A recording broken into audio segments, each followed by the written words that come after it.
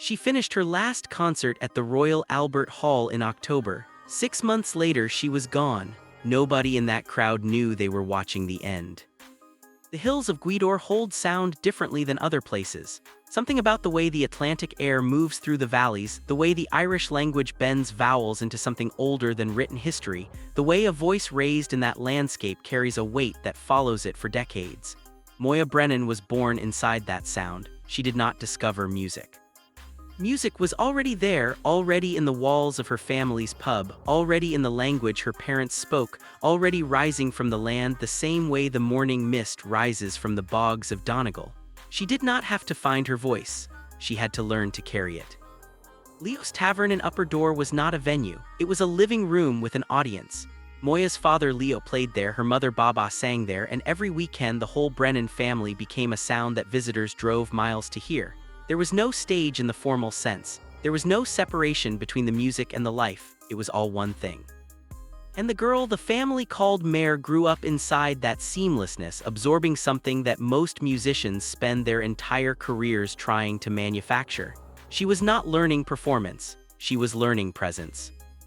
Clannad formed in 1970. She was 17. Her brothers Paul and Cyron joined, and then her twin uncles Noel and Padraig. 5 members of the same family building something out of the ruins of a tradition that the modern world had nearly erased. Irish language music was not popular in 1970. It was not fashionable. It was not commercially viable. It was something older people did in rooms that younger people were trying to leave. And yet here was this teenager from Gweedore standing at the center of a group that would spend the next 5 decades proving the world wrong. What kind of certainty does that take? What kind of stubborn, quiet confidence allows a 17-year-old girl to bet her entire future on a sound that nobody was asking for? The break came in 1982. Not gently, it came like a wave. Harry's Game was a British television drama about the Troubles in Northern Ireland, grim and violent and searingly political, and the producers needed music for its opening sequence. They chose Clannad. They chose a melody sung entirely in Irish, a language most of their British audience had never heard and could not begin to understand. Nobody understood why the song worked, but it did. It crossed into the UK charts. It became an international sensation. Listeners who could not identify a single word of Irish would replay the track and feel something they struggled to name. What Moya's voice was doing to them was not translation. It was transmission. She was not conveying meaning. She was conveying a feeling so old it existed before language had words for it. The thing about Enya is that she was there too. Moya's younger sister joined Clannad in 1980 and sang alongside her for 2 years before departing to build a solo career that would eventually make her one of the best-selling musicians in history. 2 sisters from the same pub, the same hills, the same kitchen table, and they each found a different channel for the same frequency. When people compare them, they miss something crucial. Enya went outward, toward the global and the ethereal. Moya stayed rooted, stayed communal, stayed connected to the specific place and specific people she came from. Neither path was easier, but the paths were different in ways that mattered deeply.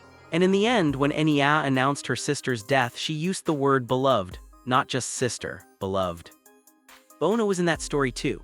In a Lifetime was a Clannad and Bono collaboration that became something neither expected. He would later describe it as his biggest commercial success outside of U2 entirely. Think about what that means. One of the most successful rock musicians alive, and the collaboration that outperformed everything he did alone was a quiet, aching song built around a woman from Gweedore who sang in a language most of the world could not speak. There is something almost unbelievable in that arithmetic. Moya never seemed to need the credit. She just kept going. She just kept making the music. She won the Grammy. She won the BAFTA. She won the Ivor Novello and the Emmy. She received an honorary doctorate from Dublin City University in 2022. She was named Donegal Person of the Year in 2024. The freedom of Donegal was granted to Clannad after more than 50 years in the business. And through all of it, through every ceremony and every award and every standing ovation, what her family's statement said was the thing she was most proud of was Clubio. A music night at Leo's Tavern, an open stage for local musicians, the pub her father built, the room where everything started. While the world was giving her trophies, she was back in Gweedore on certain evenings making sure younger musicians had a place to play. That is not a footnote, that is the whole story. She completed Clannad's 50th anniversary tour in October 2024. The final show was at the Royal Albert Hall in London.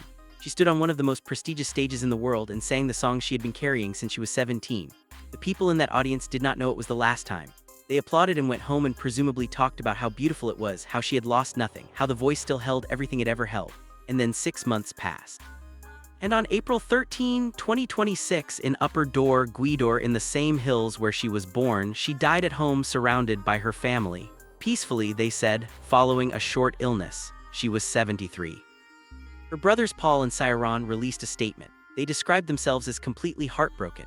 They said she had crossed over and joined Padraig and Noel across the Vale, meaning the two uncles who had been with her from the very beginning of Clannad, both of them already gone. Padraig died in 2016. Noel died in 2022, and now Mare, the original group, the family that made the sound. One by one the voices are going silent. The pub is still there, Leo's Tavern. The hills are still there, the language is still there, but something that those specific people made together inside that specific place is now permanently incomplete. Her husband Tim Jarvis was there, her daughter Eiling was there, her son Paul was there, her granddaughter Eden exists in a world that will know Moya Brennan only through recordings, through photographs, through stories. Her mother Baba Brennan, who sang in that same pub, who raised this family inside music and language and Donegal air, is still alive. There's a specific sorrow in a mother outliving a child that language does not adequately address. Baba knows what it is. Her remaining children know what it is. They are the ones standing now in the rooms where the music was made, feeling the specific silence that a specific voice leaves behind. The funeral mass will be held on Friday at St. Patrick's Church in Meanwheel, Crowley. Donations in lieu of flowers to Donegal Cancer Flights and Services. The family asked for privacy in the mornings. The remains reposed at home in the same house where she died in Upper Door. People came to Gweedore. People who had never been to Donegal in their lives drove through the hills because they could not think of anything else to do with the grief they felt for a woman most of them had never met.